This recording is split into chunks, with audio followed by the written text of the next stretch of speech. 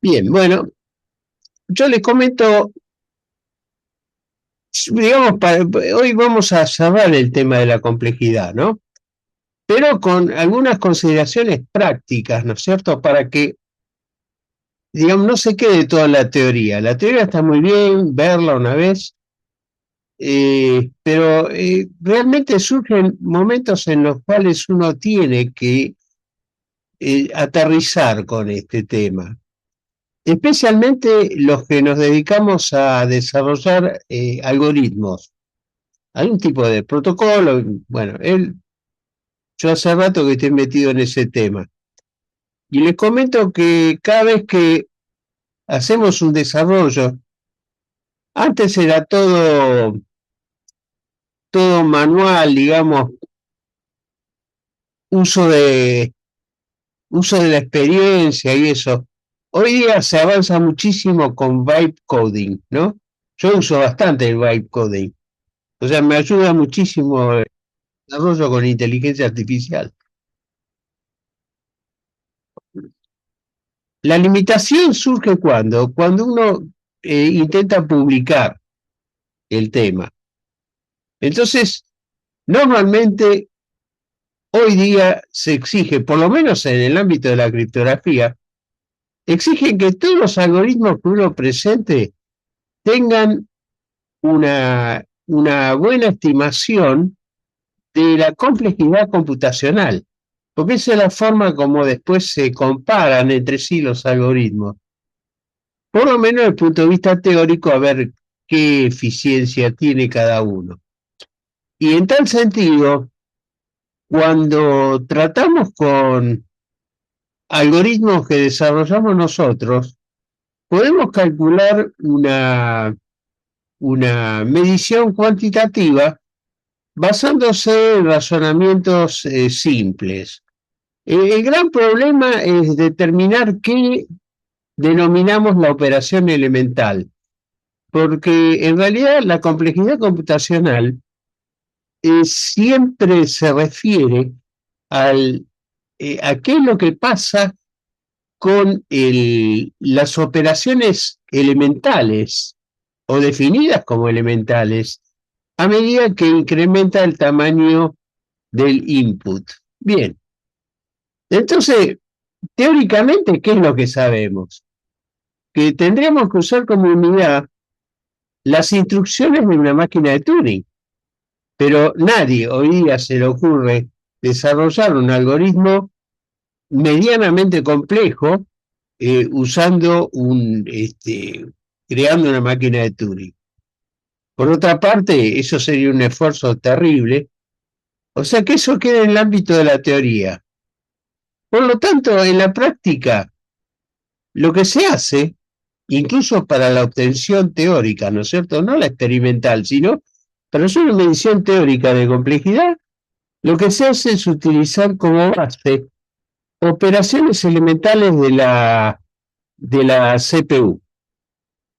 Bueno, ustedes saben que cuando ustedes hacen operaciones sobre CPU, pueden considerar como operación elemental, por ejemplo, una operación de store, por ejemplo. O sea, tomar un registro y mandarlo al acumulador o viceversa. Eso sería una operación mínima. Y por supuesto que cuando uno hace ese tipo de consideraciones, tiene que dejar de lado el pipelining, ¿no? O sea, ese paralelismo interno que utiliza la CPU, eso hay que dejarlo de lado y hacer todo de forma secuencial.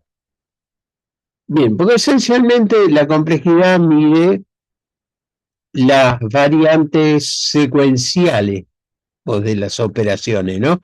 No se mete en paralelismo. Bien, entonces, por ejemplo, en la práctica usamos la operación de suma, por ejemplo, sumar, si estamos trabajando con un procesador de 32 bits, digamos que sumar, hacer una suma este, con carry, por ejemplo, bueno, con sumando los decimales que sobrepasan al registro básico, como operación elemental. Entonces se utiliza suma o a veces directamente el producto. Y en el fondo no hace mucha diferencia usar suma producto porque en los tiempos operativos hoy día son suficientemente elevados como para considerar las operaciones elementales.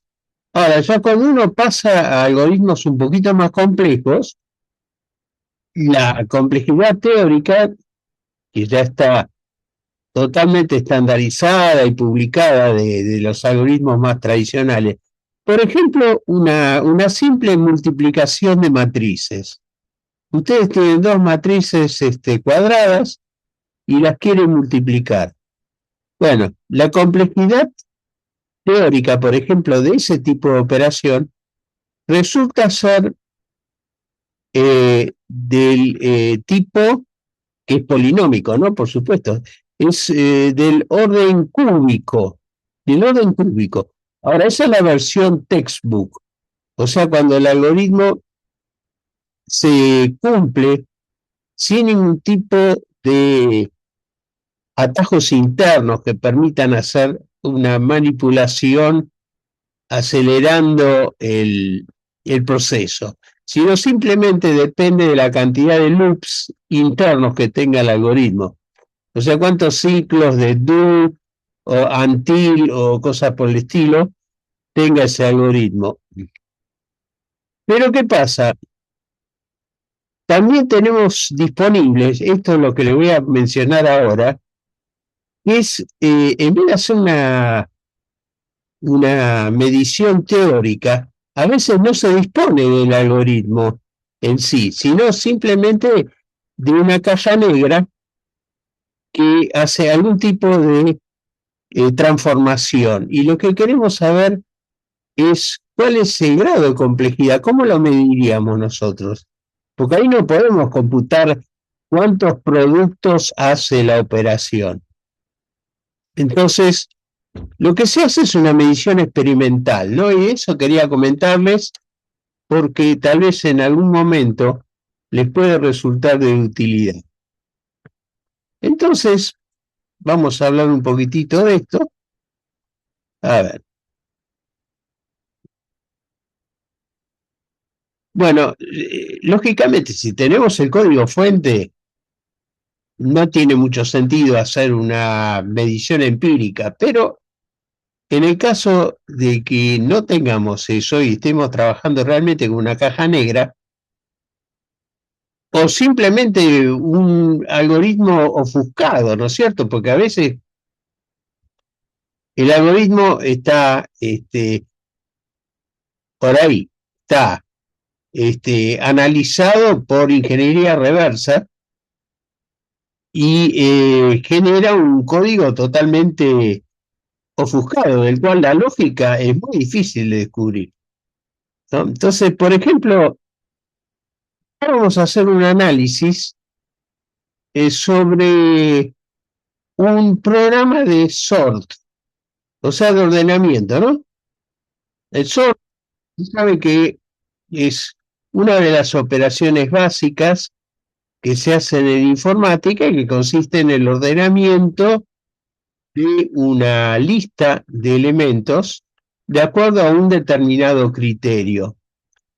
Por ejemplo, se hace un ordenamiento, por ejemplo, alfabético sobre una lista de apellidos y cosas por el estilo. Bien, entonces, acá tenemos un programa en Java del cual podríamos hacer un análisis teórico, pero nosotros vamos a suponer de que este programa Java que hace ordenamiento lo queremos analizar empíricamente, ¿no? Entonces, vamos a ver cómo hacemos. Eh, Supongamos que la complejidad teórica fuese lineal, que es la de acá marcada como opción 1, es simplemente complejidad lineal. Bueno, obviamente, si la complejidad fuese lineal, el tiempo de procesamiento tiene que ser directamente proporcional a el tamaño del input. Entonces, tiene que haber una pendiente constante, digamos, en en la representación del tiempo de ejecución en función del tamaño. Bueno, si fuese cuadrática, que es el segundo caso, bueno, se hace una representación de tiempo de operación, una gráfica, ¿no es cierto? De los tiempos de operación en función del tamaño del cuadrado, y eso tendría que dar una rectificación. Y en general, bueno, si fuese polinómica, pero de grado desconocido, lo que hacemos es una representación semilog como mínimo, y en semilogarítmico, calculamos la pendiente, y bueno, la pendiente nos va a dar el valor experimental del exponente. Bien, eso sería la idea básica, ¿no es cierto? O sea, lo que siempre se intenta hacer es tratar de reducir esto a algún tipo de representación lineal, empírica, porque la representación lineal de alguna manera nos va a dar la información de cuál es la complejidad, digamos, empleada en ese algoritmo. Por ejemplo, en el caso que vamos a analizar acá, o sea, un algoritmo Java, sabemos que es algoritmo Java, pero podríamos no saberlo. Simplemente tenemos un programa que nosotros le entregamos una lista y devuelve la lista ordenada. Vemos que hay distintos tipos de algoritmos, generalmente de complejidad cuadrática, con excepción del quicksort, que es el método descubierto por Tim Hart, un matemático británico, que alrededor del mediados del siglo pasado descubrió este algoritmo, que es el más eficiente conocido hasta la fecha sobre ordenamiento. Fíjense que tiene una complejidad lineal, ¿no es cierto? Orden n por logaritmo de n. Bien, entonces, tampoco es necesario preocuparse demasiado por los tiempos de operación, porque los tiempos de operación, ¿de qué van a depender? Van a depender del hardware. Y lo que hacemos justamente en teoría de complejidad es no usar esto en términos relativos al hardware que se está usando, ¿no es cierto? Porque eso va a depender del número del clock, ¿no es cierto? A cuántos gigahertz se está trabajando, o de la eficacia que pueda tener la cantidad de operaciones en números flotantes que se hacen por segundo, o sea, medirlo en flops y cosas por el estilo. Entonces nos olvidamos de eso y tomamos simplemente tiempos relativos. O sea, cronometramos directamente con distintas entradas en segundos, por ejemplo, milisegundos, la cantidad de tiempo que nos lleva la operación con determinadas entradas de distinto tamaño, ¿no? Entonces uno tiene una lista como esta que tenemos acá, donde se hicieron mediciones experimentales sobre un algoritmo de inserción, uno de selección, uno de burbuja, el quicksort y el desconocido. Y la pregunta que nos hacemos acá es muy simple. Nosotros queremos averiguar si el desconocido equivale a alguna de estas técnicas. Entonces, sacamos la complejidad por comparación con patrones, ¿no? Bueno, ese es, digamos, es uno de los recursos que son relativamente fáciles de adivinar por qué se hacen así. Bueno, entonces, esto para seguir adelante, vamos a hacer una cosa, vamos a tomar esta tabla y se la vamos a introducir a un programa estadístico.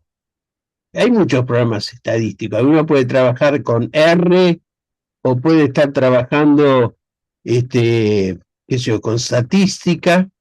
Bueno, yo acá elegí uno sencillito que tengo, que es el GraphPad, y ese es el que voy a usar ahora a continuación. Por eso acá van a tener un archivo dentro de la lista de documentos distribuidos básicos. Hay un archivo que tiene una extensión rara, PZF. Bueno, olvídense de eso. Eso es digamos, la única forma de leer esto es que tengan instalado el GraphPad. Después, si alguien tiene interés en tener el GraphPad, yo lo tengo craqueado, con perdón de la informática, Prisma 5, versión 5. Bien, bueno, esto tiene una planilla Excel donde se ingresan los datos y esa tabla está volcada acá, como la ven acá, ¿no? La última columna es justamente el algoritmo desconocido. Y lo que hacemos es, más allá de que uno puede tener acá los datos, eh, digamos, numéricos respectivos, nos interesa la graficación. Entonces, cuando graficamos los datos en un gráfico lineal, vemos estos tiempos que son tiempos relativos, en función del número de elementos de la lista, ¿no? Y vemos estas curvas que ven acá. Ahora, acá es muy difícil que uno saque información sobre este tipo de gráficos. Lo que conviene hacerlo es pasarlo a un gráfico de tipo doble log, como es es un log, ¿no es cierto? Logaritmo de tiempos en función del logaritmo del tamaño de entrada. Y bueno, acá sí vemos que ahí se ve con más claridad. No es exactamente una rectificación perfecta, pero sí una tendencia a indicar de que el algoritmo de Java, que es esta línea roja que está acá abajo, asemeja su comportamiento a lo que es el algoritmo Quicksort, que es esta línea que está en gris acá. Entonces esto ya nos está indicando de que es muy probable de que ese algoritmo desconocido sea un quicksort. O sea, estamos haciendo una inferencia, ¿no es cierto? Pero razonable. Los otros algoritmos se separan, ¿no? Que son más lentos, que van para acá arriba. Y bueno, después uno puede ir mejorando los datos, puede trabajar con datos mejorados de este tipo y hacer regresiones lineales. De ahí se hace una regresión lineal y bueno, se ve que el comportamiento se aproxima bien a lo que es el quicksort. Las pendientes difieren, lógicamente, pero eso puede ser simplemente producto de la forma en la cual se implementó el algoritmo, ¿no? A veces se hace un poquito más eficiente. Se ve que el Java es un poco más eficiente acá que el quicksort teórico que se asignó acá en la línea de arriba.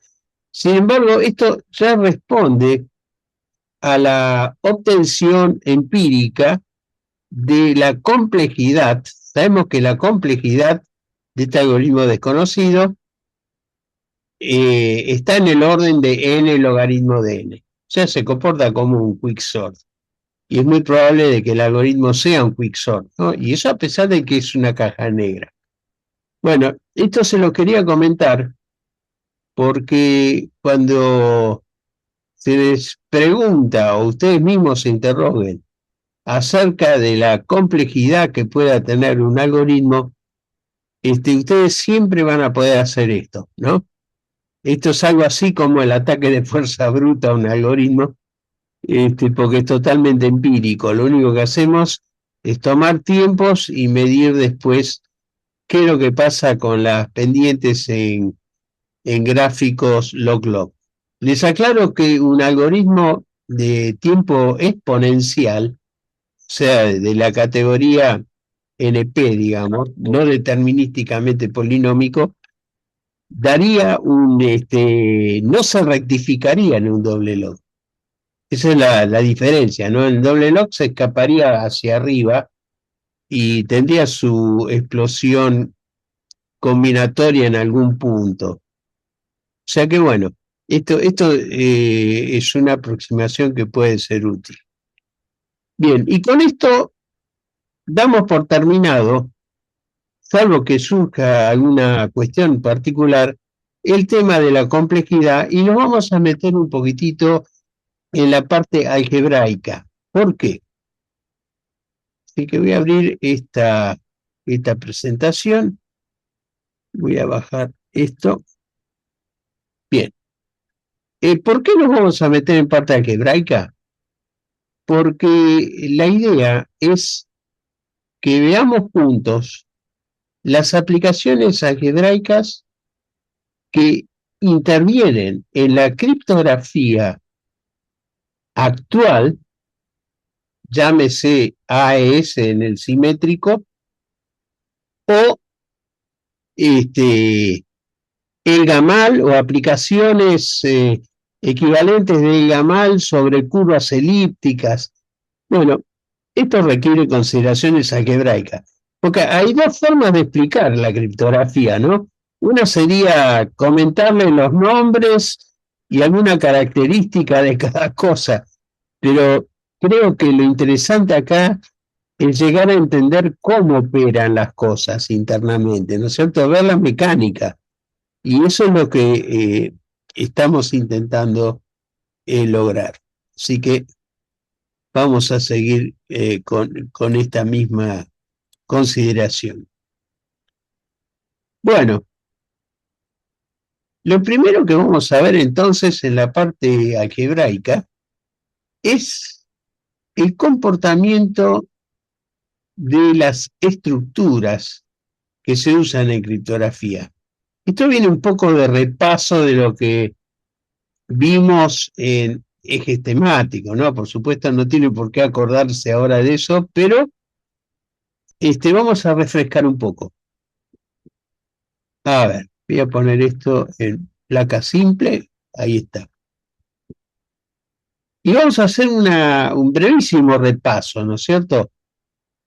Para tener en claro lo que era una ley de composición, ¿no es cierto? Una ley de composición algebraica es dado un determinado conjunto que vamos a considerar finito, vamos a considerarlo finito para nuestro uso, en el cual se define una cierta operación.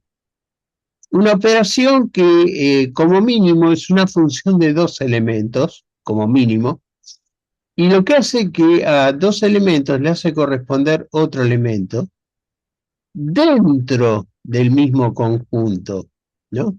Es como tomar dos números enteros, los multiplico y el resultado es un número entero, no es un número que va a aparecer con decimales y cosas por el estilo. Eso significa ley de composición o también llamada ley de composición interna. Bueno, esta es la definición básica que define al par del conjunto y la operación como estructura magma. Magma, ese es el nombre que se le da. Antes tenía otro nombre, antes se le llamaba grupoide, pero digamos, la denominación moderna es esta que ven acá. Así lo van a encontrar en cualquier libro, magma. Bien, internamente el magma puede tener varias operaciones de simetría.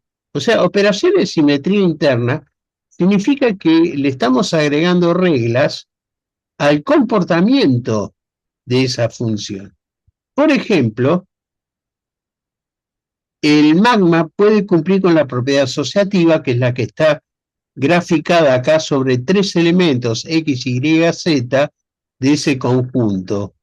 Lo que nos está diciendo de que si la estructura tiene estructuras, digamos, si esa estructura es un semigrupo, entonces podemos obviar los paréntesis, o sea, trabajar sin paréntesis directamente, porque da lo mismo el orden interno en el cual se efectúan las operaciones.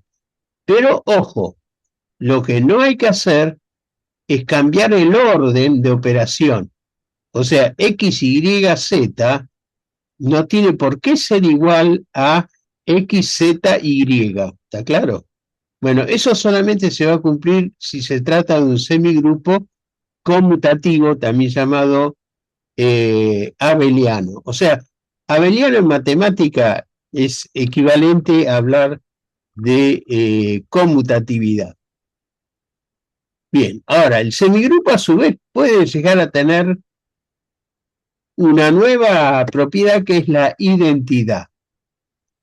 Bueno, la identidad es simplemente la existencia de un elemento único, ojo con esto, elemento único dentro del conjunto, tal que o con la operación del conjunto, ya sea a izquierda o a derecha, no modifica a ese elemento.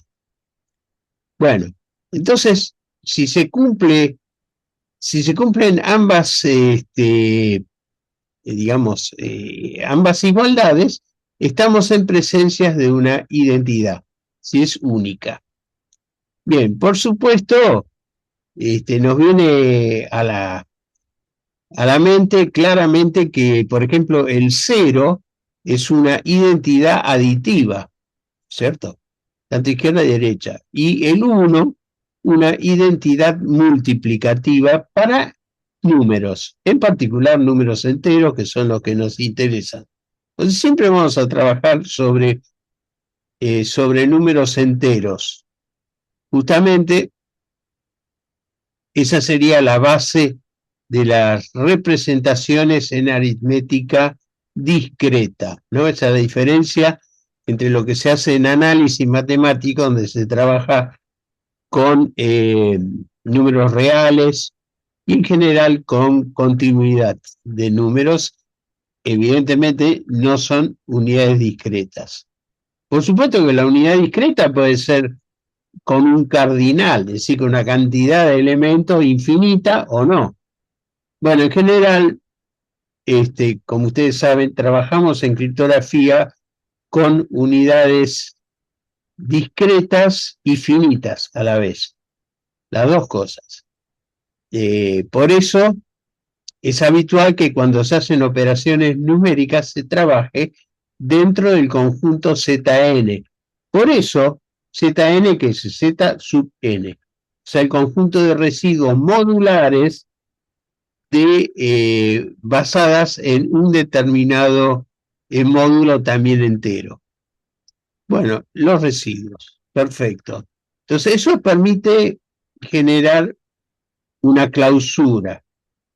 La clausura, justamente, que es la propiedad inicial, ¿no es cierto?, que definía el magma, es importante porque permite que las operaciones no se escapen del conjunto considerado. ¿No es cierto? Bueno, eso es lo que pasa con sumar elementos en Zn, o si definimos el Z estrella, que es el conjunto, el subconjunto del Zn, con elementos coprimos con el módulo n, en ese caso, la operación natural sería el producto. Y la operación natural para el caso de la suma es directamente el conjunto de residuos, o sea, Zn. Zn aplicado a suma modular. Y si trabajamos con producto modular, trabajaremos con el Z estrella n. Bien, y aclaremos otra cosita, que si el n fuese un entero compuesto, o sea, no un número primo, la estructura interna del Z estrella puede ser compleja. Siempre va a tener al primer elemento distinto de cero, el, dentro del conjunto Z estrella, y al último elemento, o sea, el n-1. Esos siempre van a estar presentes porque son, por definición, siempre son coprimos. Pero internamente puede haber cualquier otra cosa, o puede ser nada más que eso, ¿no es cierto? Que si el Z estrella 6, por ejemplo, tiene solamente los números 1 y 5, no tiene ninguna cosa intermedia porque el resto no son coprimos. Recordemos que la coprimalidad se define como máximo común divisor igual 1, o sea, ausencia de divisores comunes distintos de la unidad. Bueno, una característica de simetría interna agregada es la existencia de un inverso, ¿no? Dado un magma con identidad, se define el inverso de cualquier elemento, aquel que operado con el elemento a invertir conduce a la identidad. Y eso lo hace en forma conmutativa. Bueno, si se cumplen ambas propiedades igualdades, o sea, si B es el inverso de A y hacemos B operado con A igual a E, y A operado con B también es igual a E, decimos simplemente que B es el inverso. ¿Por qué? Porque hay existen acá, faltaba una definición acá que es la siguiente. Cuando un semigrupo tiene identidad se lo llama monoide. ¿No? En general esta estructura recibe el nombre monoide, y el monoide, si tiene inverso para todos los elementos, y por supuesto cada elemento tiene que tener un solo inverso, tiene que ser único, lo llamamos grupo matemático, que en realidad creo que está en la placa siguiente, donde se define. Bueno, monoide, todo semigrupo con identidad, como dijimos, y después, bueno, hay otras estructuras, pero no son interesantes por ahora, así que lo podemos dejar de lado, simplemente vamos a lo esencial. Y por último, grupo, que el grupo es el que cumple las 4 propiedades, ¿no es cierto? Clausura, asociativa, elemento neutro y ley inversa, o sea, la existencia de un inverso. Bien, recordemos que estas operaciones no tienen por qué hacerse con números. Las operaciones, y esa es la potencia justamente del álgebra abstracta al cual pertenece justamente lo que estamos viendo ahora, es que se aplican a prácticamente digamos, cualquier sistema que cumpla con este tipo de reglas, donde las operaciones son arbitrarias, o sea, en vez de ser multiplicaciones o sumas, pueden ser, qué sé yo, rotaciones en el espacio, traslaciones, etcétera, etcétera, etcétera. O sea, el universo de aparición de estructuras de grupo no está, digamos, reducido a la aplicación a grupos numéricos, ¿no? Eso hay que tener en cuenta. Lo que sí es importante es que los grupos numéricos, cualquiera sea su estructura, o sea, desde los enteros hasta los complejos, todos cumplen con la propiedad asociativa, que a veces es difícil demostrar una propiedad asociativa porque si el tamaño del grupo fuese suficientemente grande, y eso a veces incluye grupos reducidos, ¿no? Entonces, digamos, la verificación puede ser laboriosa. Normalmente se hace a través de un programa. Bueno, entonces, el grupo es la estructura más importante en álgebra. Eso es indiscutible.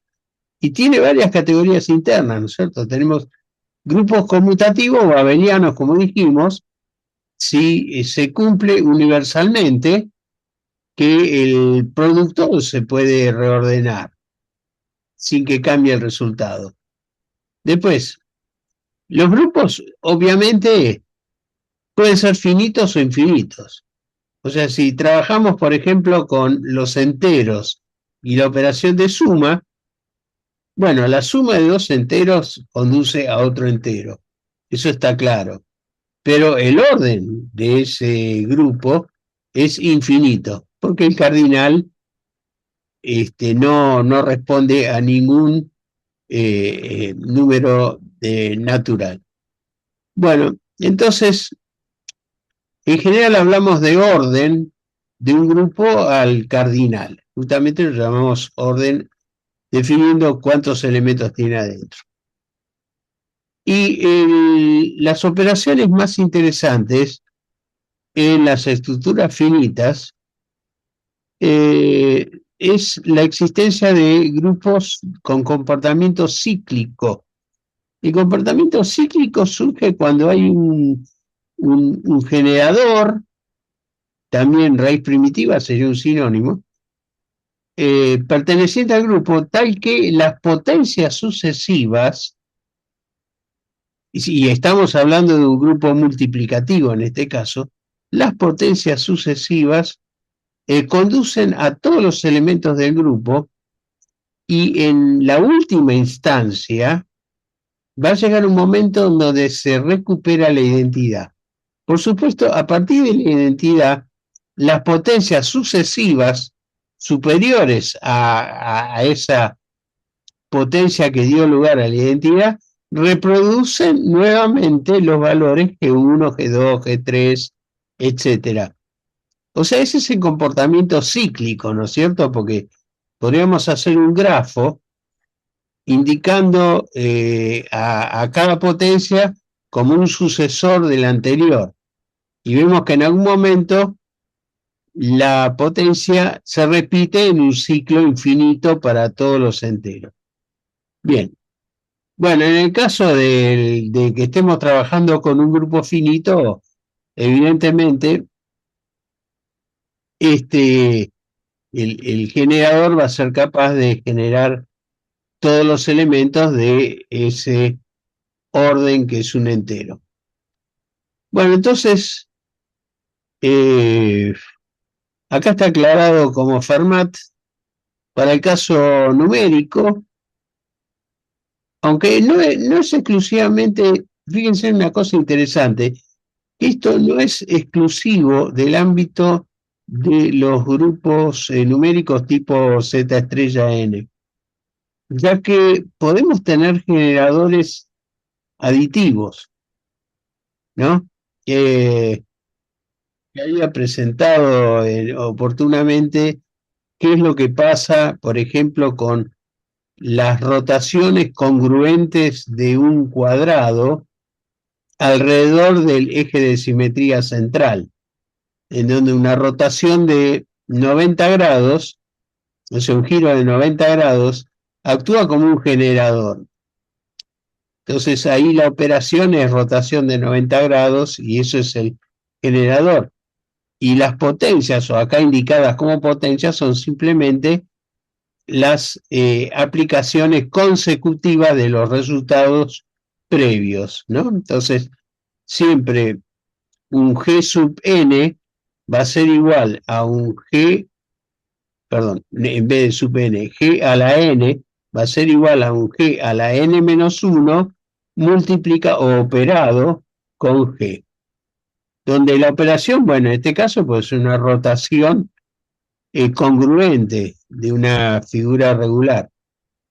Pero bueno, numéricamente lo interpretamos como la potencia. Bueno, entonces, estos son los conocimientos básicos que vamos a necesitar para poder meternos ahí adentro. ¿Qué pasa cuando tenemos dos operaciones? Bueno, aparece una definición muy importante que es la de anillo, y tenemos dos leyes de composición diferentes operando sobre ese conjunto, que las llamamos, digamos, por motivos históricos, operación suma y operación producto, pero no tienen nada que ver con la suma algebraica ni con el producto algebraico. Puede que sí, puede que no. O sea, que ustedes consideren de que el álgebra estudia justamente la esencia universal del comportamiento de estructuras en las cuales el conjunto es arbitrario y las operaciones las definimos nosotros. Bien, entonces, respecto de la primera operación, o sea, la suma, la estructura tiene que ser un grupo, y aparte de eso es conmutativo, grupo conmutativo. La segunda estructura, o sea, referente a la operación producto, excluye del conjunto a su identidad, y eso termina siendo un semigrupo. Basta con que tenga propiedad asociativa, ¿eh?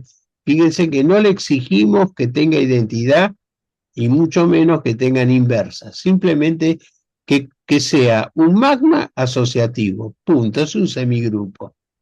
Y por último, que la segunda operación tiene que ser distributiva respecto a la primera.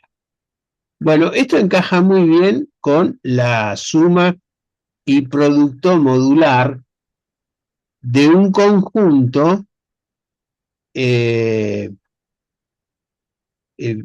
numérico como el Z, los Z estrella N, porque encajan bárbaro, ¿no? Perfecto, porque sabemos que un Z estrella, especialmente si el módulo es primo, es muy importante ese, si el módulo fuese un primo, es un conjunto denso, porque incluye a todos los elementos, a todos los enteros menores que el propio primo, desde 1 hasta P-1. Y justamente ese orden, ese cardinal, es la definición de lo que se conoce como la función de Euler o Euler de ese conjunto, o sea, la función phi. Por eso hacemos equivalencia diciendo de que el phi de los números primos es directamente P-1. Bueno, esto está claro por qué se excluye la identidad aditiva, ¿no? Eso incluso con operaciones no numéricas, ¿no? Pero acá está claro porque el cero no tiene inversa. Y eso dificulta las definiciones que siguen. Tenemos anillos que son conmutativos cuando la segunda operación es un semigrupo conmutativo y aparte puede tener identidad cuando termina siendo un monoide. Decimos que es un anillo con identidad. En este caso, ¿no? Siempre referido a la segunda operación. Y por último, esta operación que es tan importante para la criptografía, que es la definición de lo que es un campo. Un campo es un anillo conmutativo con identidad en el cual todos los elementos tienen inversa multiplicativa. Bueno, se puede demostrar que esto, desde el punto de vista numérico, solo se cumple para los conjuntos cuyo módulo sea un número primo. Entonces, ustedes asocien la importancia que tienen los números primos, porque son aquellos que cuando actúan como módulo, o sea, cuando se trabaja con un Z estrella P, en vez de un N cualquiera, sino un número primo como módulo, generan campos. ¿Por qué? Porque en ese momento estamos seguros, como son todos los elementos coprimos con el módulo, que es un número primo, como son todos coprimos, todos tienen inversa multiplicativa. Porque es una condición sine qua non, ¿no es cierto?, por la cual un elemento del grupo numérico tiene su inversa multiplicativa. Tiene que ser un elemento que sea coprimo, porque si no, no se puede invertir. En general, ¿no? Bien.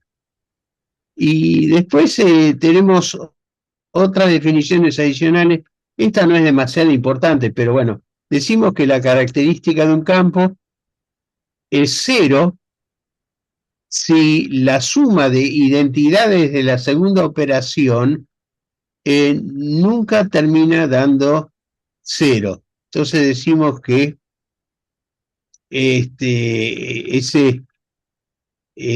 ese caso podríamos decir de que la característica es cero, ¿no? Es una forma de ponerle un nombre a ese tipo de característica. Y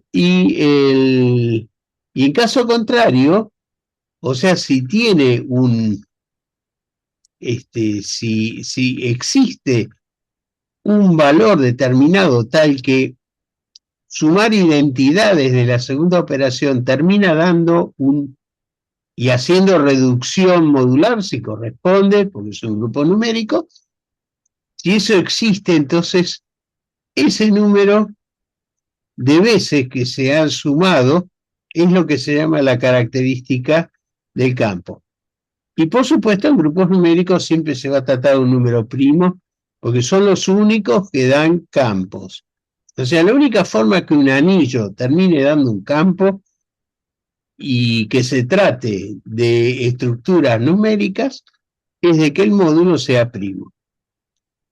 Aparte, vamos a llamar campo de Galois aquellos campos cuyo orden es finito.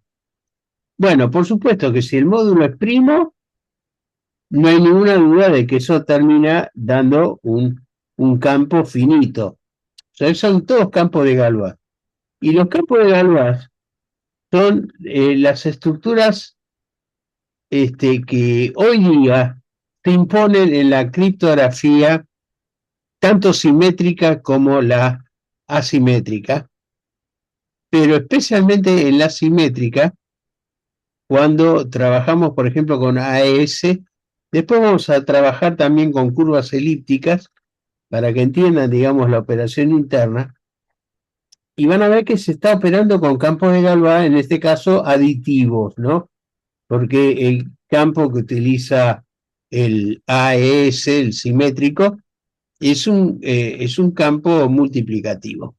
Pero bueno, depende si usamos suma o producto, eso es lo de menos, pero hay que entender, digamos, la esencia de qué significa un campo de Galois numérico y uno proveniente de curvas elípticas. Muy bien, entonces todos los campos finitos del mismo orden son isomorfos, sí, eso es cierto. O sea que cuando uno trabaja con este campo de Galois, sabe de que esa estructura es única, independientemente de dónde se opere, de cómo se opere. Después, fíjense que acá está marcado el campo de Galois con la sigla GF, que significa Galois Field, ¿no es cierto?, en inglés. Y fíjense en que el número primo, P se supone que es un número primo, y M es lo que se conoce como extensión. M es la extensión del campo, y esto significa de que estamos trabajando con potencias del primo, en general con todas las potencias posibles, menores o iguales a M, todas van a estar incluidas dentro del campo, y estamos trabajando con polinomios.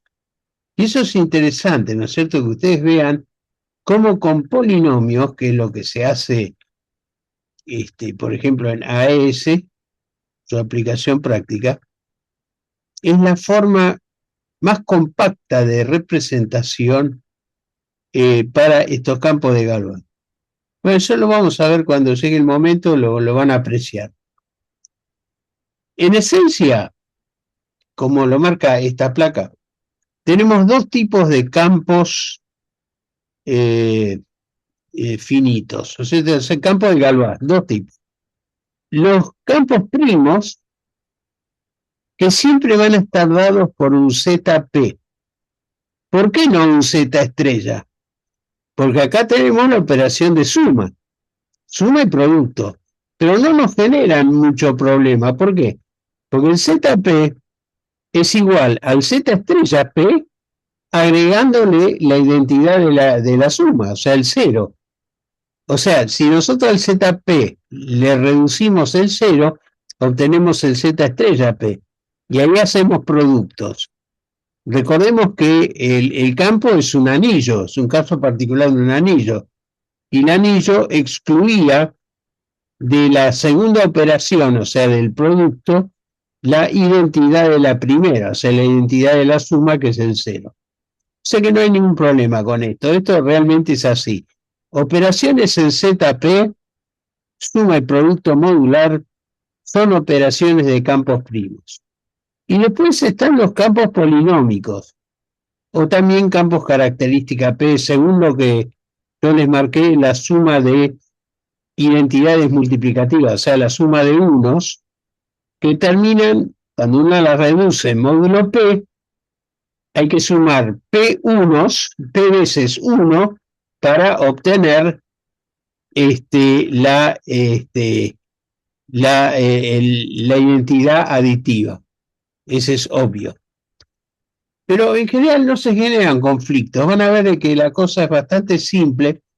La operación con campos primos y campos polinómicos, ¿no?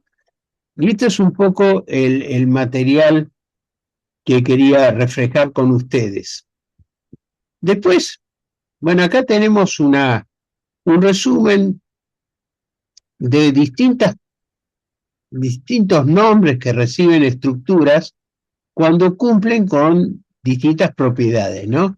Sabemos, por ejemplo, que un magma se le exige solamente clausura, ¿no? No le pedimos asociatividad ni identidad ni inversa. Ahora, si tiene esas cuatro, esto recibe el nombre de grupo, y así sucesivamente. Después hay otras estructuras que podríamos llamar patológicas en términos médicos, que es cuando al grupo le quitamos o lo reducimos en alguna de las propiedades básicas.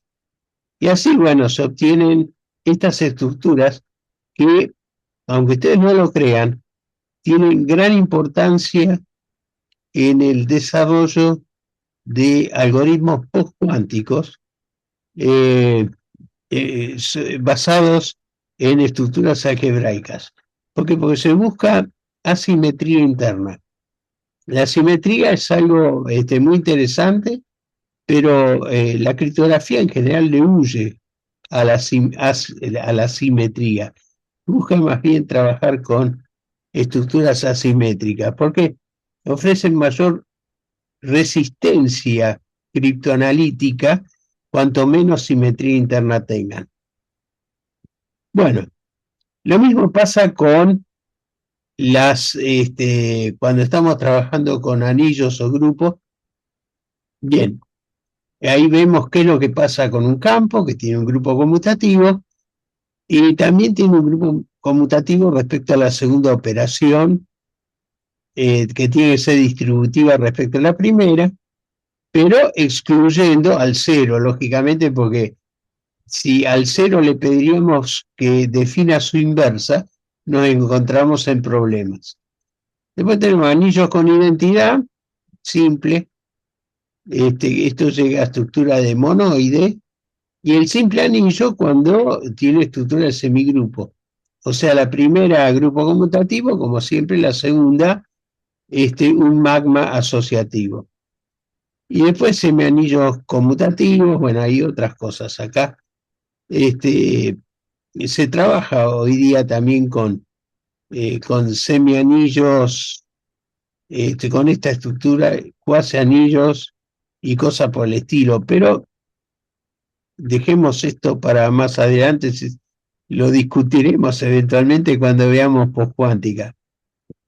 Bien, y acá esto es una práctica, ¿no? Esto es muy elemental, pero este tipo de tablas, que nosotros llamamos la tabla de multiplicación o tablas de Cayley, como se las llama en álgebra, la tabla de multiplicación, en este caso es la operación de suma, ¿no es cierto?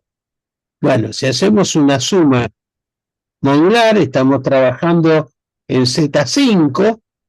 Recordemos que el Z5 tiene estos residuos modulares que van del 0 al 4, o sea que todos los elementos de esta tabla internamente, si esta es la suma del elemento de fila con el elemento de columna, van a tener un resultado dentro del Z5 porque tiene clausura. Bueno, por supuesto que la primer fila y la primer columna de esta matriz reproducen los valores marginales. Y a partir de ahí, bueno, uno lo rellena con otros numeritos. Queda claro que forma grupo respecto de la suma. Eh, respecto del producto, no tiene por qué formar una estructura de grupo, porque, por ejemplo, el cero no tiene identidad única. El cero, la identidad en el cero, desde el punto de vista multiplicativo, son todos los enteros. Porque cualquier entero, el 1, 2, 3, 4, lo multiplican por cero y obtienen cero. O sea, el 1 es identidad, el 2 es identidad 3. Por eso le decía que la identidad para pertenecer a la estructura tiene que ser única. Como el cero no tiene identidad única, nunca puede llegar a formar un grupo. Bueno, acá está la tabla de Cayley, que sí es un grupo conmutativo, etcétera. Bien, acá sí estamos trabajando con el Z estrella 5. Como 5 es un número primo, el Z estrella es directamente el Z eliminando el 0. Bueno, esto queda claro que no forma grupo respecto de la suma, por ejemplo. ¿Por qué? Porque nosotros a través de la suma podemos generar ceros. Por ejemplo, 1 más 4, 2 más 3, son operaciones que terminan dando 0 cuando se hacen reducciones módulo 5. Entonces, evidentemente no puede formar un grupo respecto a la suma, pero sí lo forma respecto del producto, y aparte el grupo es conmutativo. Bueno, y acá tenemos la tabla de multiplicación, ¿no? Como siempre, la primera fila y la primera columna reproducen los valores marginales y después aparece el resto acá. ¿Qué características tienen las tablas de Cayley cuando trabajamos con grupos conmutativos? Bueno, la característica esencial es que la tabla es simétrica respecto de la diagonal principal. Fíjense, acá la diagonal principal son esto que vemos acá, ¿no? Este 1 que aparece acá, el 4 que aparece acá, el 4 que se reproduce acá, tal 3 por 3, 9, módulo 5, 4, otra vez, y el 1 que aparece acá, 4 por 4, 16, módulo 5, 1. Bueno, pero los elementos que se ubican a derecha y izquierda de la diagonal principal son simétricos. O sea, siempre dan lugar a tablas simétricas. ¿Qué característica de las estructuras conmutativas? Bien, estas son las preguntas típicas, bueno, que ya en realidad ya las hemos contestado. Z5 suma producto es un anillo conmutativo con identidad, sí. Y aparte de eso tiene inversa, como 5 es un número primo, esto es un campo de Galois. Por lo tanto, Z5 suma productos modulares forman un campo de Galois, campo finito. ¿Hay otros campos del mismo orden? No. Para cada orden hay un solo campo posible. El resto son campos isomorfos, o sea, hay un isomorfismo entre las otras estructuras y el campo numérico del Z5. Después, Z5, o sea, el Z estrella 5, ¿es un anillo, un campo? No, sabemos de que no puede llegar a tener estructura de semigrupo. Para el caso de la primera operación, pero el tema es que puede ser, o sea, cumple con propiedad asociativa porque es numérico, pero falla, por ejemplo, para la suma, por el ejemplo ese 1 más 4, 2 más 3, ¿no? Que terminan dando 0, que están afuera de esto, o sea que no tiene clausura, o sea que ni siquiera es un magma. Ahora, para el caso del Z estrella 5, también tenemos un impedimento. ¿Por qué? Porque en este grupo estrella, no hay identidad única para el caso de la multiplicación. O sea que la primera operación no forma un grupo conmutativo, así que esto suena. Estas son consideraciones que salen de las definiciones que hemos dado hasta ahora, ¿no? Bien. Una pregunta ahí, Pedro. El orden de las operaciones importa, ¿no? Sí, por supuesto. Por supuesto, es fundamental decir cuál es la primera operación y cuál es la segunda. Por ejemplo, para no trabajar con grupos numéricos, si estaríamos trabajando con rotaciones congruentes de figuras geométricas regulares, por ejemplo, un pentágono regular, girando a razón de 72 grados alrededor del eje central, el eje de simetría central. Y bueno, ahí lo que vamos a ver de que la primera puede ser una rotación de ese tipo, la segunda puede ser una operación espejada o trabajando con otro eje de simetría. En este caso, no hay. En el caso del cuadrado queda claro de que yo podría definir como primera operación la rotación 90 y como segunda operación el espejado respecto de los planos de simetría verticales y horizontales. Los planos pasan por el centro también, pero eso sería una segunda operación, ¿no es cierto? Mm. No tiene nada que ver con números, pero es muy importante no confundir el orden. O sea, siempre tenemos que definir cuál es la primera y cuál es la segunda.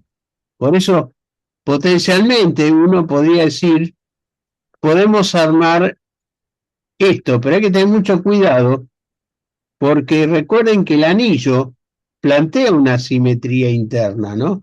Ya la propia estructura del anillo, y por supuesto el campo, que es un caso particular del anillo, tiene esa asimetría, que dice que la segunda operación tiene que ser distributiva respecto de la primera.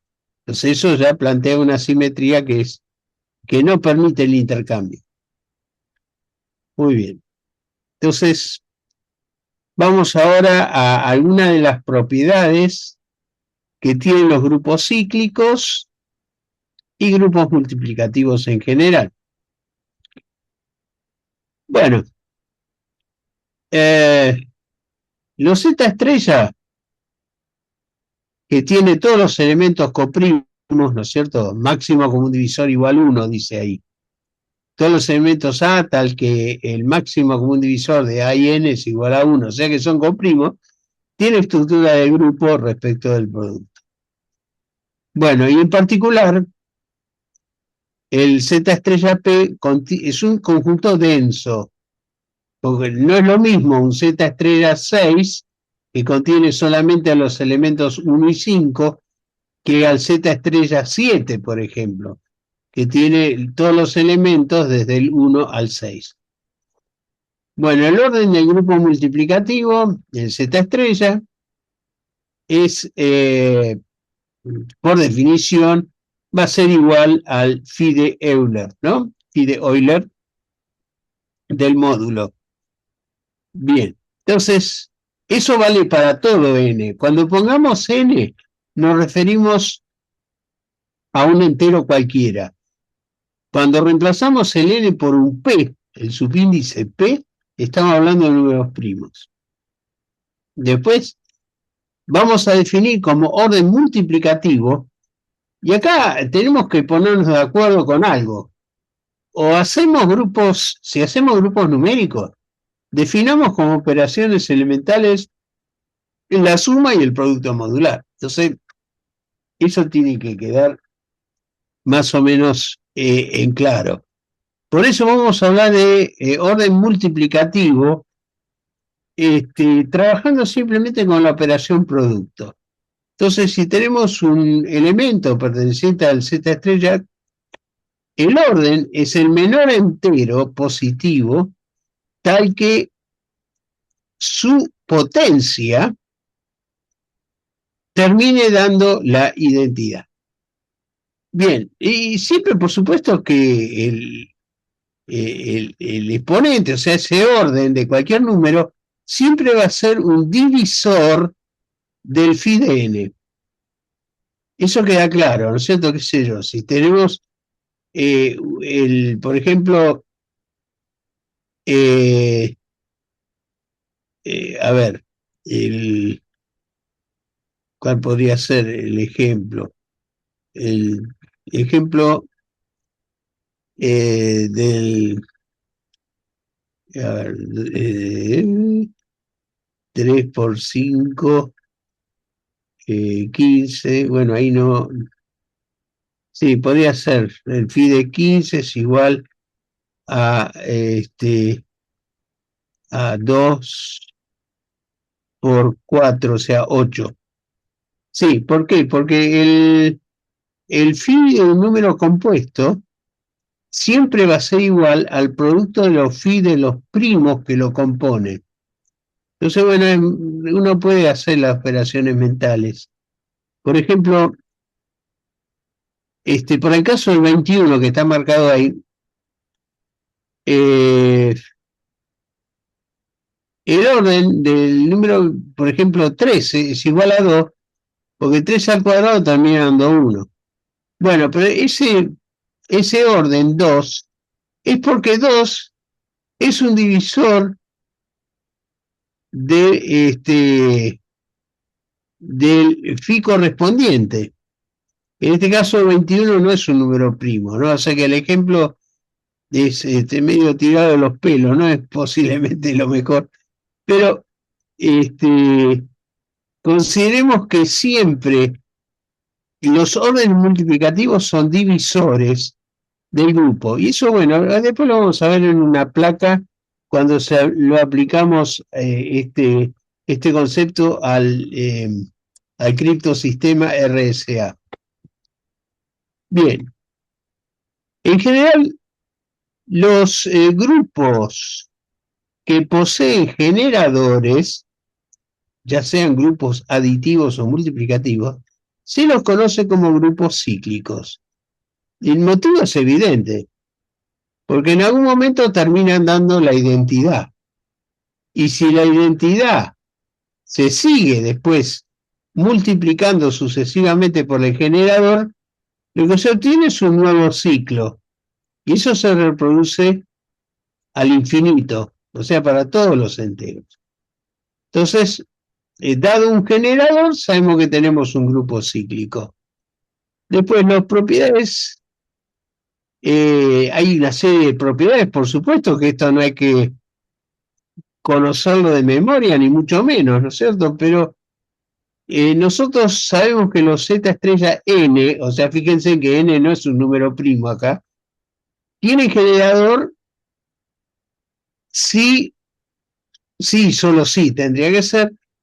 El n es igual a 2 a 4 a una potencia del número primo o al doble de la potencia del número primo. Entonces, lógicamente que el doble de la potencia del primo no genera un campo, pero la potencia del primo sí, genera un campo polinómico. Bueno, después vamos a ver ejemplo. Si G es en la segunda, si G es un generador, entonces el conjunto cíclico contiene todos los elementos, todos los residuos modulares ubicados ahí adentro, donde el exponente varía entre 0 y phi. Ojo que estamos hablando del exponente, no del número en sí, ¿no? Bien, entonces, si G es un generador, entonces cualquier potencia del generador también lo es si se cumple que el exponente es coprimo con phi. Bueno, bueno, acá uno podría meter un montón de teoremas, ¿no es cierto? No es que sean importantes, pero bueno, son consideraciones que a veces permiten consolidar el concepto de lo que es un generador. Y después, esto es importante saber de que existe, no conocerlo ni mucho menos memorizarlo, pero existe un algoritmo muy eficiente, o sea, con este tiempo polinómico, ¿no? Orden polinómico, que permite saber si un número cualquiera es un generador de un Z estrella. Es un generador, sí y solo sí, para cada primo P divisor de phi, se cumple que el G elevado a la phi de n dividido a P, si P es un divisor, el exponente va a ser un número entero, ¿no es cierto? Bueno, tiene que ser distinto de 1 para todos los primos. Después vamos a ver algunos ejemplos numéricos de esto, pero este algoritmo es útil cuando uno quiere calcular sobre grupos de tamaño reducido, no vayamos a un primo de 1024 bits o cosa por el estilo, ¿no? Con números pequeños, esto funciona a la perfección. Después, estas ya son curiosidades del álgebra, pero bueno, todo subgrupo de un grupo cíclico es cíclico también. Para cada divisor del orden del grupo cíclico, existe exactamente un subgrupo de orden de ese divisor. Y si de ese divisor de orden de G, entonces G contiene phi de D elementos de orden D. Y en general se cumple esta regla que está ahí abajo, que nos dice que el phi de n, aparte de ser el cardinal del Z estrella n, sale de la sumatoria de todos los divisores del phi de n, a los cuales se le calcula el phi. Entonces, sumando esos phi de los divisores, reconstituimos el valor de phi. Bien. Es importante este teorema, por lo menos para tener la idea de qué es lo que pasa con los subgrupos de un grupo. O sea, ¿qué es un subgrupo? Vamos a definir eso. Supongamos que tenemos un grupo cualquiera y nosotros construimos un subgrupo dentro de ese grupo. Por ejemplo, si yo tengo el Z estrella 7, por ejemplo, Z estrella 7, yo sé que el phi de 7 va a ser igual a 6. Por lo tanto, todos los divisores del número 6 van a generar subgrupos. Y esa condición está siempre asociada con con el orden que va a tener ese subgrupo, que siempre va a ser igual al divisor. Entonces sabemos que 2 va a generar un subgrupo de orden 2. El divisor 3 de 6 va a generar un subgrupo de orden, un subgrupo único de orden 3.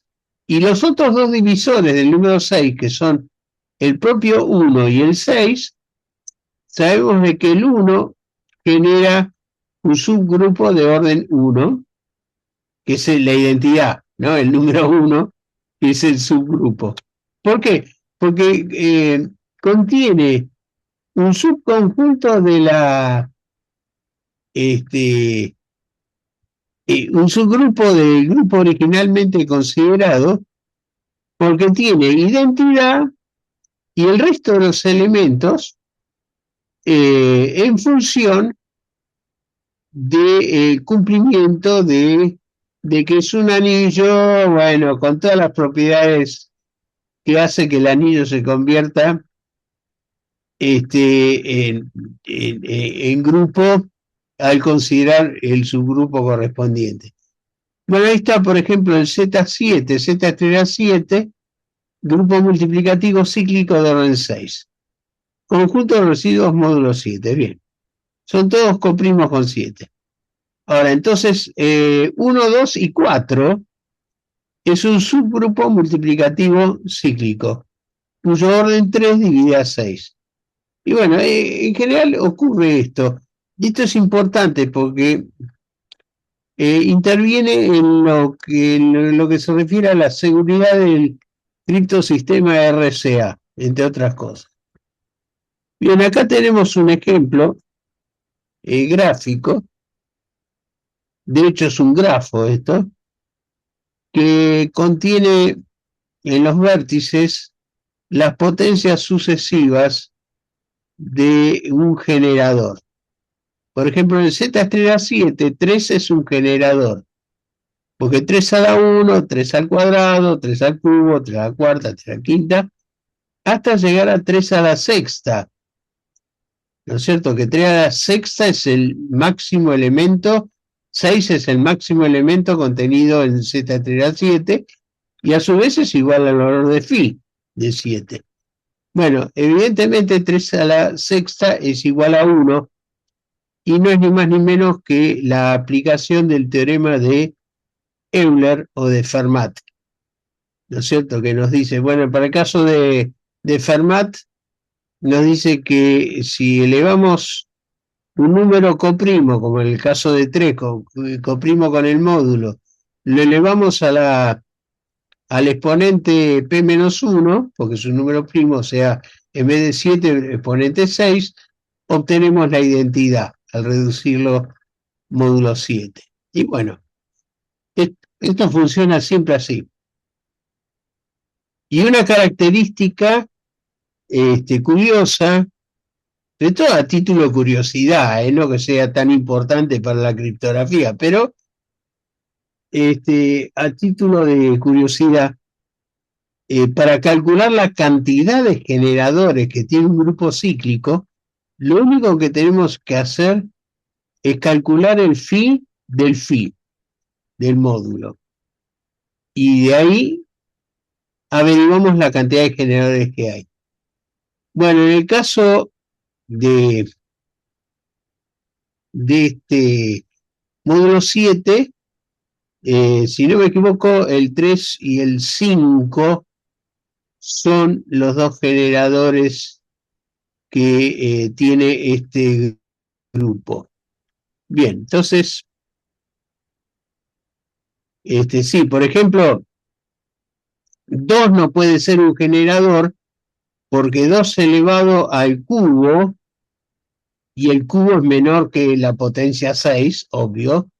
2 elevado al cubo es igual a 8, módulo 7 es igual a 1, o sea que tiene orden multiplicativo 3 y evidentemente si el orden multiplicativo es menor que phi, no estamos en presencia de un generador.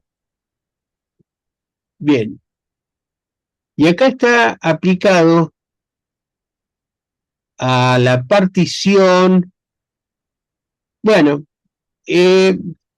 digamos, esto, digamos, no es que sea tan importante, ¿no es cierto? Pero esto lo que hace es demostrar cómo se va cumpliendo el teorema de Lagrange adentro de este conjunto, ¿no? La existencia de los subgrupos para cada uno de los divisores. Bien, entonces, y acá hay en el centro, hay una frase que está en verde, que es interesante resaltar, que si tenemos un orden primo en un determinado grupo, todos los elementos que no sean unitarios son generadores, o sea, son todos generadores. Bueno, ¿por qué es importante determinar generadores en grupos cíclicos? Y bueno, y ustedes imagínense qué es lo que pasa con el protocolo básico del Diffie-Hellman, el Diffie-Hellman numérico básico, ¿no es cierto? No sé si ustedes recuerdan, pero en Diffie-Hellman, lo que para hacer el intercambio de claves se elige un número primo y un generador. Y después cada uno elige una potencia, Alice y Bob eligen una potencia secreta a la cual elevan el generador y después intercambian esos tokens y le aplican la clave privada, o sea, lo elevan a su exponente secreto y los dos terminan con el mismo, con la misma clave de sesión. Bueno, eh, ¿por qué se eligen generadores? Porque uno podría decir, bueno, yo elijo un número cualquiera ahí adentro, pero el problema es que si el número elegido fuese un divisor del valor de phi, van a obtener grupos con órdenes multiplicativos reducidos, con lo cual puede ocurrir que tengan la mala suerte de elegir un número entero cualquiera como base para el Diffie-Hellman, que tenga, por ejemplo, solamente 2, 3 o 5 valores diferentes, en vez del número grande esperable, ¿no es cierto? Imagínense que uno aplicaría un Diffie-Hellman con un número de, por ejemplo, 160 bits. Es un número considerable. Pero bueno, si en vez de obtener un espacio de 2 a la 160 tokens diferentes, imagínense lo que es generar un espacio con 5 tokens diferentes, que eso cae directamente por ataque de fuerza bruta. Entonces, por eso hay que tener cuidado de elegir generadores en un momento dado. Entonces tenemos un buen algoritmo para computar los generadores y bueno, eso es lo que se emplea en la práctica. Bien, ahí está la duda que yo tenía, está resuelta acá, que justamente para el caso del Z estrella 7, que es este conjunto que está acá, los generadores son el 3 y el 5, tal cual. Por ejemplo, con el Z estrella 6, que es un número compuesto, el Z estrella 6 está formado por los números 1 y 5. Bueno, el 1 nunca puede ser un generador. Nunca un 1 puede ser un generador, porque las potencias de la unidad dan siempre la unidad. O sea, es evidentemente un ciclo de longitud 1 que siempre va a ser menor que el phi correspondiente, salvo que estemos trabajando con un Z estrella 1, lo cual sería sumamente raro, con Z estrella ya patológico de esa categoría. Bueno, después, cuando uno lo aplica a un criptosistema, digamos, de los prácticos que hoy día están en uso, tenemos que considerar algunas cosas, digamos, aparecen consideraciones que conviene haberlas visto alguna vez, no para estudiarlas, sino para saber. Bueno, primero, que aparece siempre un n que es igual al producto de dos primos, ¿cierto? N es el módulo del RSA,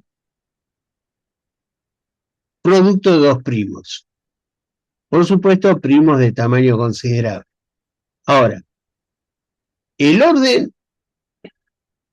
del grupo Z estrella n, de ese n, o sea, el cardinal, va a ser igual al phi de n, porque eso lo cumplen todos los números, no solamente los primos.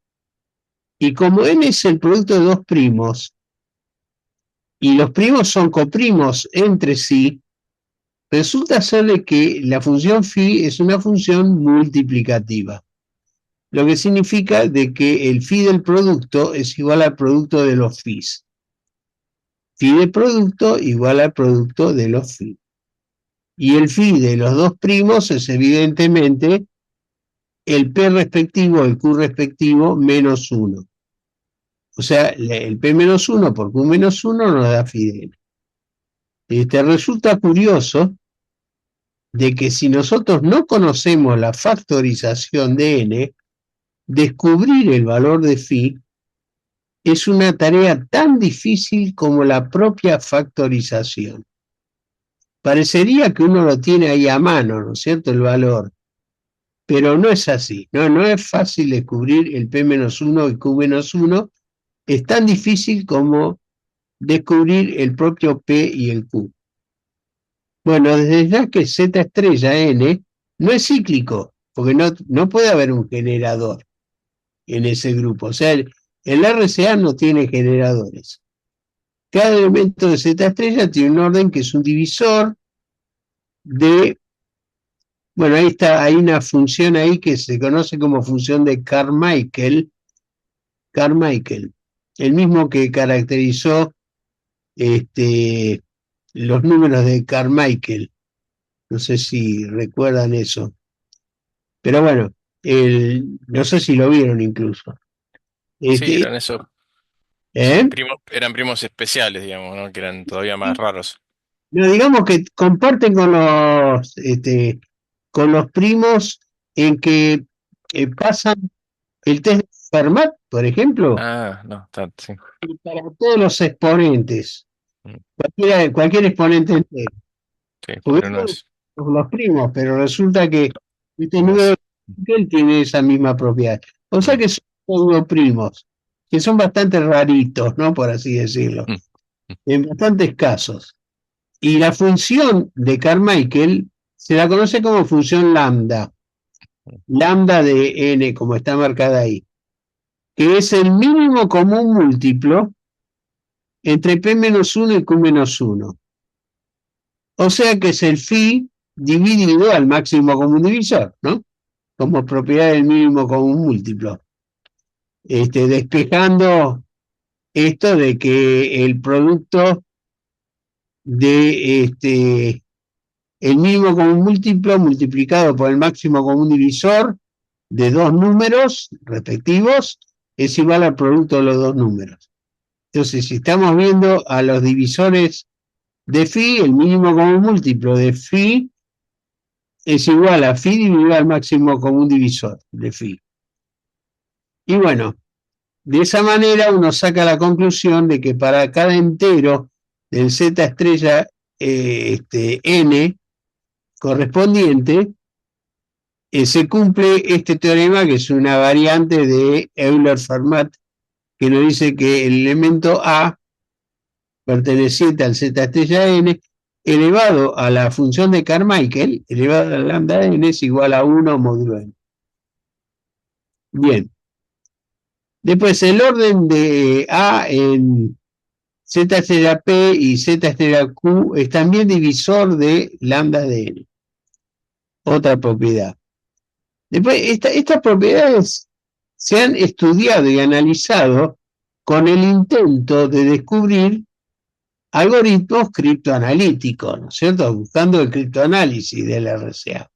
Pero ninguna funciona bien desde el punto de vista criptoanalítico. Y sin embargo, tenemos estas curiosidades o simetrías internas del grupo multiplicativo de RCA. Por ejemplo, como P-1 y Q-1 son ambos pares, son números pares, el lambda también es un número par y obviamente el phi siempre es un número par. El phi de cualquiera va a ser igual a un número par, o sea, es imposible que termine dando impar, especialmente si la base es, es un número primo. Con más razón, el P-1 va a ser un número par, para todo primo impar, ¿no? Bueno, en este caso, el mínimo con un múltiplo de P-1 o Q-1 siempre va a ser menor o igual al phi sobre 2. Igual, algunas de estas propiedades son interesantes desde el punto de vista algebraico, pero no significa de que sirvan en la, digamos, en el criptoanálisis de un RSA.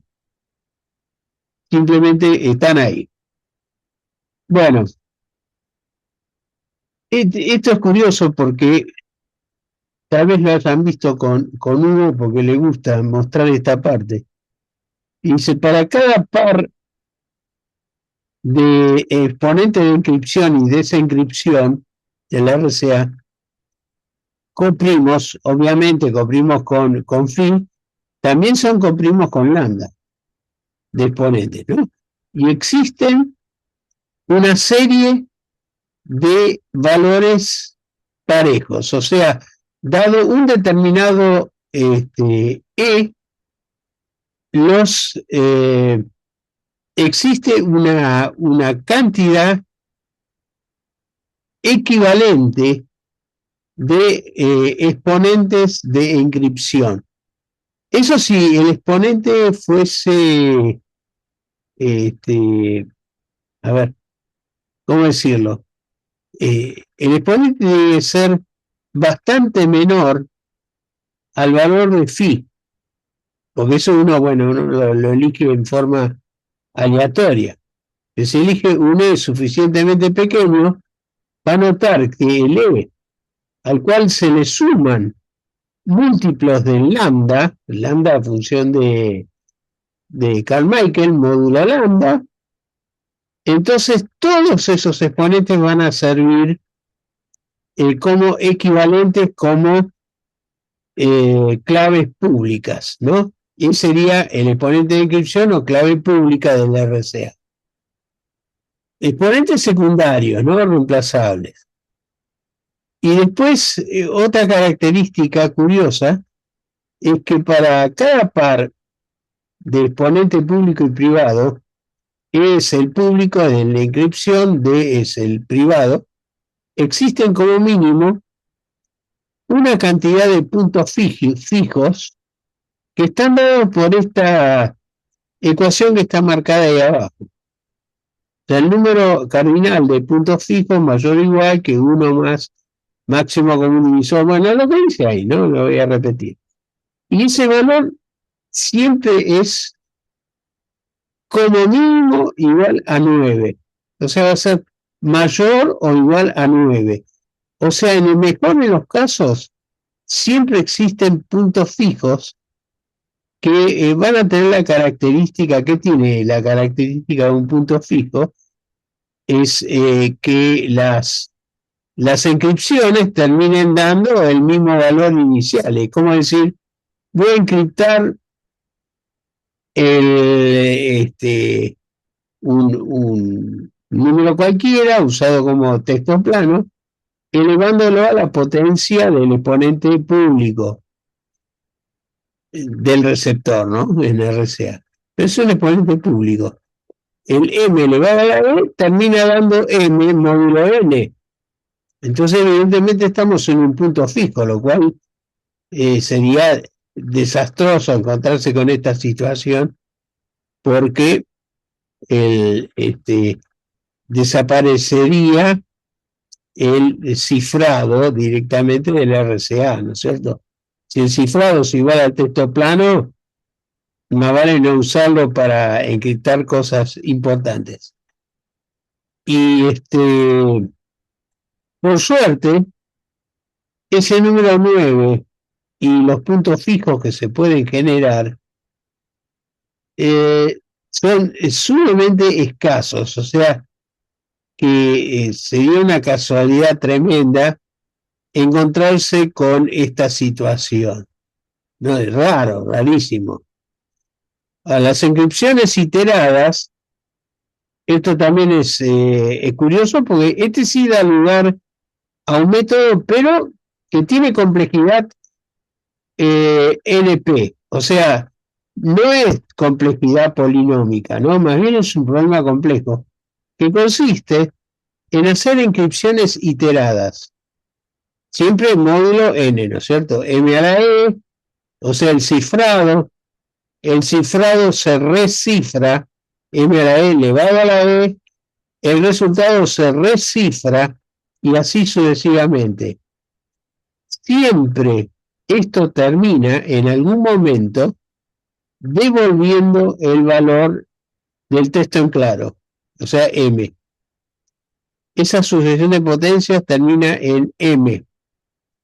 Esto evidentemente generan un grupo cíclico, estas encripciones, generan un grupo cíclico, ¿no? Y el máximo pedido posible es el lambda de lambda de n. Esto lo demostró Carmichael. Bueno, esto suena muy lindo porque dice, bueno, es muy fácil. Yo tengo el cifrado, lo único que tengo que hacer es volver a cifrar el cifrado con la clave pública tantas veces hasta obtener el mensaje en claro. Pero voy a tener varias dificultades, ¿no es cierto? Primero, de que el número de operaciones que hay que hacer puede ser astronómico, ¿no? O sea, más vale no intentarlo con un RCA ni siquiera de 1024, ¿no? Ni pensarlo. Y segundo, que voy a tener dificultades en reconocer que he llegado al valor en M, a menos que tenga un algoritmo de reconocimiento de ciclos. Hay algoritmos que cuando uno tiene una serie numérica, están en condiciones de decir si hemos obtenido un ciclo. Por supuesto que esto requiere el almacenamiento de todos los valores intermedios y buscar la primera repetición.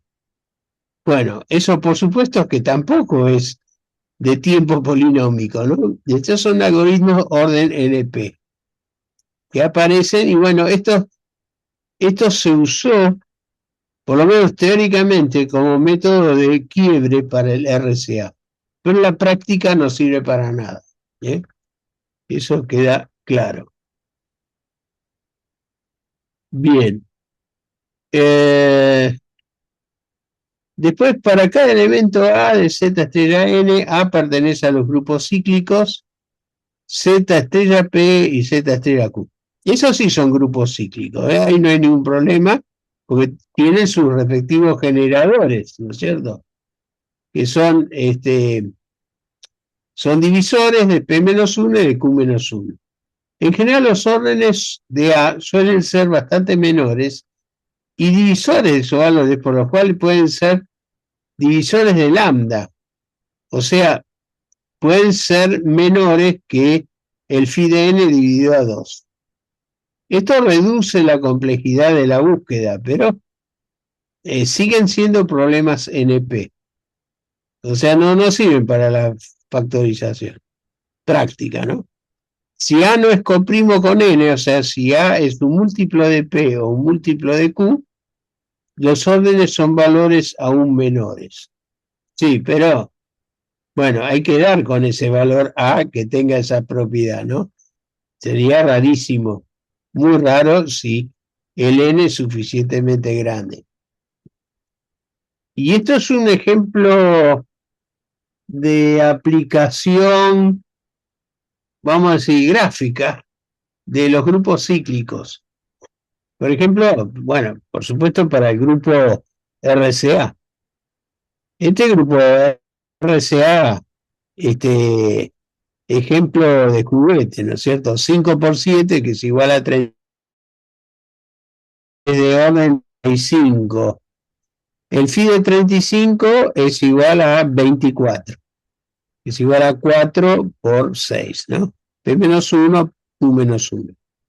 4 por 6, 24. Entonces, acá el Z estrella 5 lo podemos representar como el engranaje que tiene 4 posiciones de detención que están marcados acá, sería el ciclo que está a la izquierda, y a la derecha tenemos el engranaje correspondiente al Z estrella 7, que tiene 6 posiciones. Y bueno, uno cuando hace rotar esto, se da cuenta que el mínimo común múltiplo entre 4 y 6 termina dando 12.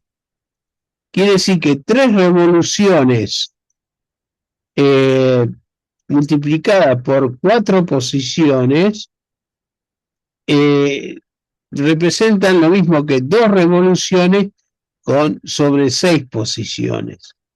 O sea, ese tipo de cosas uno la puede imaginar como un mecanismo de engranaje que está funcionando sobre las rotaciones de estos grupos cíclicos cuando se los combina.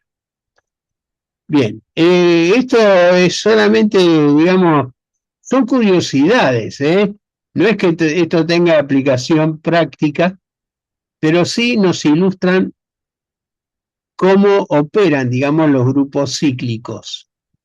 Y bueno, esto justamente es muy importante y esto es lo que vamos a seguir de acá en adelante cuando nos metamos ahora con la parte que sigue, que es Galois.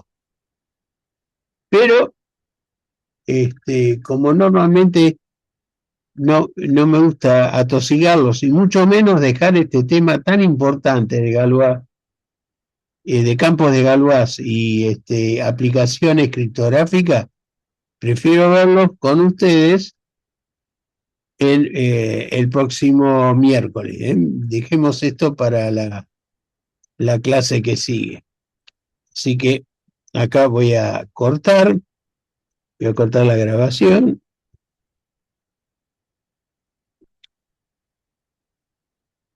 A ver,